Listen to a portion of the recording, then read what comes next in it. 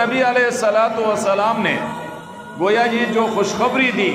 تو مطلب اس کا یہ ہے کہ استغفار جتنی کثرت کے ساتھ کریں گے ہمارا رب اتنا ہم سے راضی ہو جائے گا۔ کیوں؟ اللہ فرمائیں گے یہ میرا بندہ، اس کے اندر عاجزی ہے اور انکساری ہے، یہ اپنے گناہوں پر نادم ہے، اپنی نافرمانیوں پر نادم ہے، لہذا اس لیے یہ استغفار کر رہا ہے۔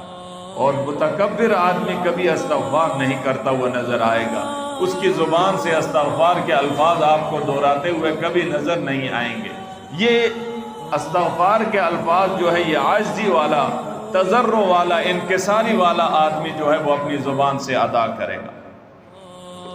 اور پھر اللہ تبارک و تعالی فرماتے ہیں والذین یؤتون ما اتوا،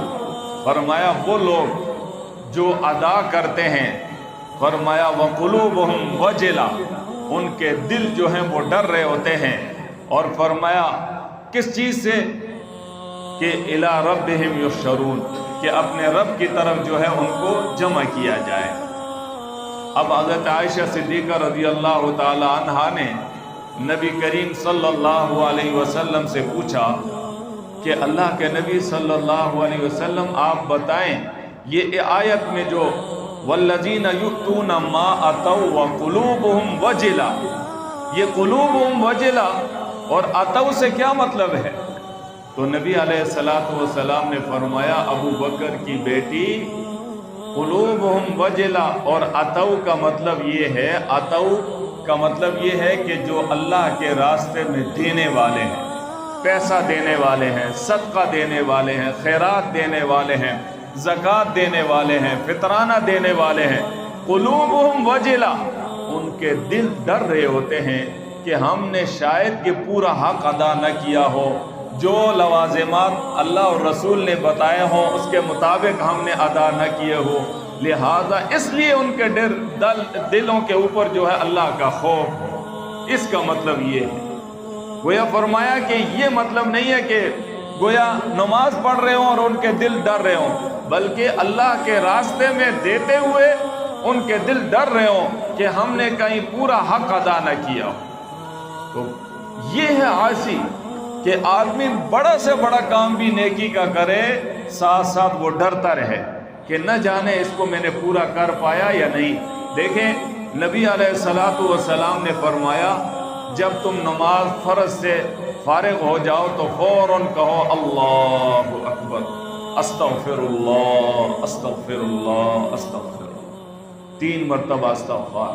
کیوں؟ اس لیے کہ یہ عمل بہت بڑا تھا، یہ اللہ کے ساتھ ملاقات ہو رہی تھی، اور کہیں تم نے اس میں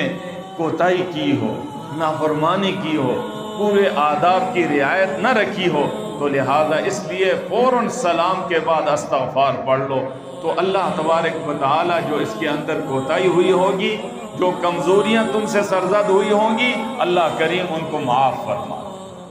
لیکن اس کا مطلب یہ بھی نہیں ہے کہ فرض نماز کے اندر یا سنت کے اندر یا نفل کے اندر فرض کو چھوڑ دیا،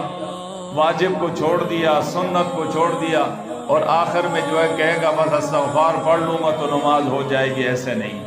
فرض اگر رہ گیا ہے تو جب تک دوبارہ نماز نہیں لوٹائیں گے سجدہ سہو سے بھی اس کا ازالہ نہیں ہوگا، اور اگر واجب نماز کے اندر رہ گیا ہے تو واجب کا ازالہ جو ہے وہ سجدہ سہو سے ہوگا، اور اگر وضو ٹوٹ گیا ہے تو اس کا ازالہ وضو سے ہوگا، نہ یہ کہ سجدہ سہو سے۔ لہذا ہر بات کو اس کے مقام تک رکھنا ہے اور سمجھنا ہے، بغیر سمجھے اگر دین کو اختیار کیا، اس پر عمل کیا، تو گویا ہو سکتا ہے وہ نیکی جو ہے وہ وبال کا ذریعہ